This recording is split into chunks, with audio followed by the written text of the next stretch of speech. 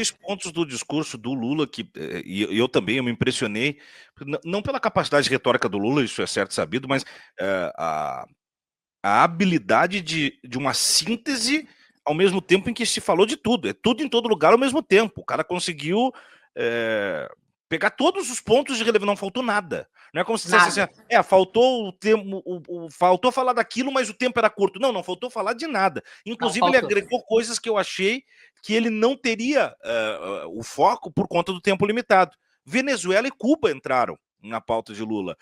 Lula que andou meio afastado de defender esses eixos de representação anticolonial, que são historicamente pontos de consideração do que representa de fato ser de esquerda na América Latina, né? Ao passo em que nós vemos o Lula no dia seguinte falando, né?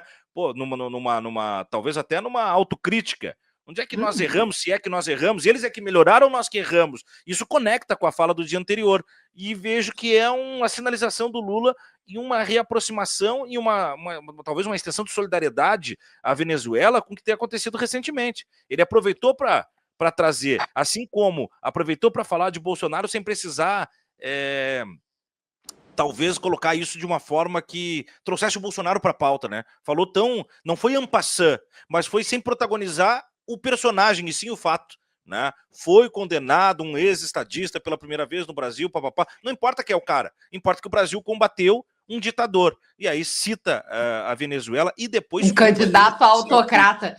As expressões são muito boas. O candidato autocrata. E dá o recado, né? Olha, qualquer candidato autocrata que tenha no mundo, saiba que no Brasil a soberania e a democracia são inegociáveis. As palavras são muito bem escolhidas, né? Eu acho maravilhoso isso. Mas desculpa, eu te interrompi. Não, mas é exatamente isso. O texto é escrito de uma forma... Como eu disse, dá para imprimir, colocar na parede e colocar em casa como um quadro. E tem discursos colecionáveis na história da ONU, né? Mas esse, para mim, ele está num outro lugar. Ele está num outro lugar pela capacidade de síntese, de repertório e de abordagem dos temas que mudam, que faz a ONU ter um sentido, né? Que não é a ONU simplesmente como aquele espaço... como é que eu posso dizer assim? Eu não quero desmerecer, mas é um reduto puramente institucional, artificial, assim, né? Para não dizer outra coisa. Parece teatral, né? Quase. Teatral. O jogo de videogame com controle desligado, assim, né? Tá lá todo mundo café com leite, né? E aí não, ali eu particularmente, talvez eu esteja sendo até um pouco mais otimista, mas eu vejo que se há a chance de combater num curto espaço de tempo, para pegar um dos exemplos, o genocídio em Gaza, passa pelos discursos da ONU. Passa agora pelos discursos da ONU. Porque depois do que Lula fala, depois do que essa gente está falando lá sobre isso, não agir para combater isso só vai mostrar uma espécie de esvaziamento das lideranças globais. Não adianta Bélgica, Holanda, Noruega, França reconhecer o Estado da Palestina e continuar financiando Israel para massacrar o pouco que resta, né? Então, a partir dali, acho que o freio de mão pode ser puxado, professor. E tem essa coisa de que o discurso, além de tudo, ele dá todos os recados, né? Ele faz as cobranças, não é um discurso também etéreo, onde você diz, é bonito, isso aqui tem que ser feito, aquilo lá tem que ser defendido. Ele faz as cobranças. Então, ele faz as cobranças dos Estados Unidos diretamente em relação, e da Europa. Eu até vi muitas pessoas comentando que era dos Estados Unidos, mas a cobrança é para os Estados Unidos e para a Europa, de que não pode vender arma, de que tem que parar de vender arma para investir no desenvolvimento dos povos, no enfrentamento à fome e à miséria. Ele faz a cobrança em relação à COP30. Vocês não têm o direito, sabe How You Dare, né? Que a Greta Thunberg falou, né? Como vocês ousam, né? E o Lula fez essa fala ontem. Vocês não têm mais esse direito. Acabou, gente. Vocês têm a obrigação de chegar na COP30 e a cobrança é uma cobrança porque até o momento praticamente nenhum país anunciou o que vai levar para a COP30 de compromisso E ele falou, e não tem compromisso, acabou a conversa, tem que botar dinheiro, né, tem que criar o fundo da proteção dos povos da floresta, botar dinheiro lá, porque os caras que estão preservando a floresta estão salvando a vida do mundo inteiro. Fala de misoginia, fala de xenofobia. É um absurdo, é até engraçado, o próprio embaixador esse falou, se a ordem fosse inversa, ou seja, se o Lula tivesse falado depois do Trump, todo mundo ia achar que ele tinha mudado o discurso para falar as respostas às barbaridades que o Trump falou, né? Porque o Trump levou 1 hora dizendo bobagem, perdido, igual um cego em tiroteio, né? Falando coisas absurdas, uma atrás da outra, mentiras, né? Mentiras, uma quantidade excepcional de mentiras. Nunca vi uma pessoa mentir tão compulsivamente num lugar desse, né, numa posição dessa, dizer que tem 17 trilhões de investimento nos Estados Unidos. Isso é mentira, mentira. E não é mentira porque ele não está bem assessorado, ele não sabe. Não, ele está inventando conscientemente para ludibriar o mundo. Até isso tem uma relação com o que a gente estava falando antes sobre o Congresso, que é o seguinte, esses deputados que se elegeram na esteira do bolsonarismo, eles têm o Bolsonaro como referência. E o que o Bolsonaro ficou fazendo 30 anos no Congresso? Né? Isso. Ele só ia para lá fazer isso. Então, o Trump é uma figura muito parecida nesse sentido, né? Ele vai para lá para produzir os cortes, para manter a massa ignária de homens de masculinidade frágil que adoram aquela postura patética dele, eu vou mudar tudo que tá aí, eu sou assim, eu falo o que eu penso, o que significa eu falo a merda que eu quiser sem nenhuma responsabilidade, né? Eu minto deslavadamente para defender, eu defendo a morte das pessoas sem a menor vergonha na cara, eu defendo a tortura sem a menor vergonha na cara, e depois... Então, eles fazem isso. E aí, se você tivesse invertido, parece...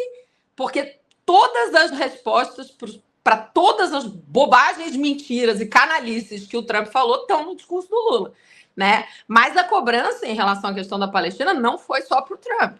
Foi uma cobrança que o Lula distribuiu para todo mundo. A cobrança em relação à COP30 também não foi nem só em relação à Europa. Pega, inclusive, a Rússia, a China, que também tem que chegar lá com um número aqui, porque ninguém vai aceitar.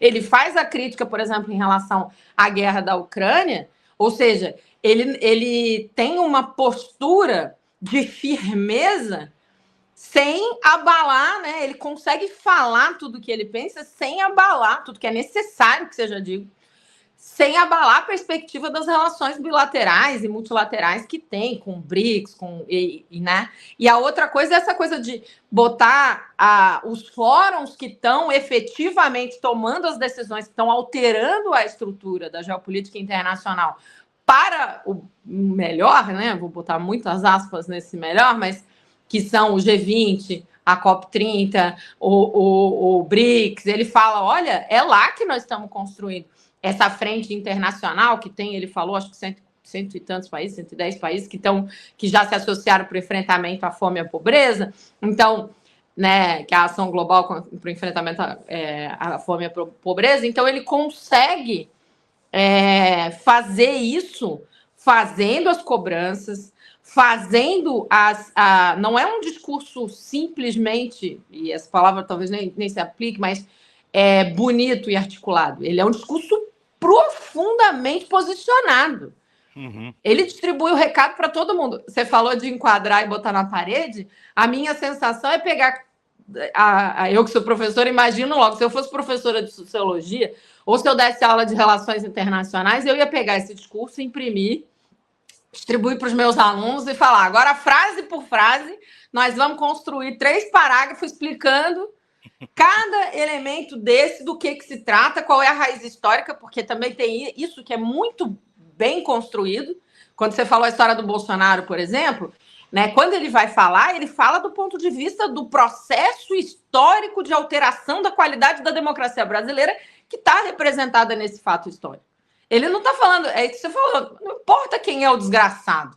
Nós tivemos 15 tentativas de golpe e nunca ninguém tinha sido punido. E agora nós conseguimos um processo interno que estamos ensinando para o mundo como é que faz em que a gente botou o nosso ditadorzinho e seus cúmplices no banco dos réus para responder pelos crimes que cometeram. Então, é a importância do processo histórico. Eu não estou falando disso para vocês porque isso é a minha disputinha eleitoral do ano que vem. Eu estou falando isso porque isso é importante para a história do Brasil e do mundo. E aí ele fala também, a extrema-direita que está crescendo no mundo, os candidatos a autocratas entendam que há uma forma de enfrentar o que vocês estão fazendo.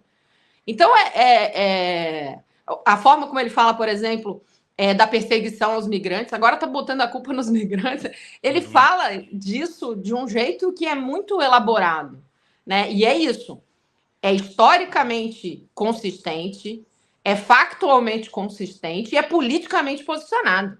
Então, realmente espetacular, né?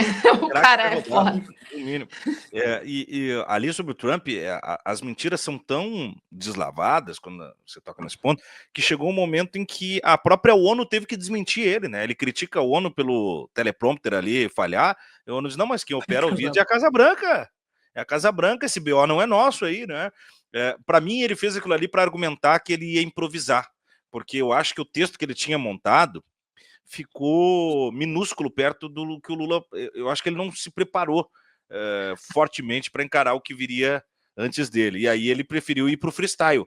Mas, diferentemente do Lula, o freestyle não é o caminho do Donald Trump. Ele não é um grande retórico. E aí ficou lá naquela postura desimportada, mentindo, olhando por nada. Eu acho que foi isso.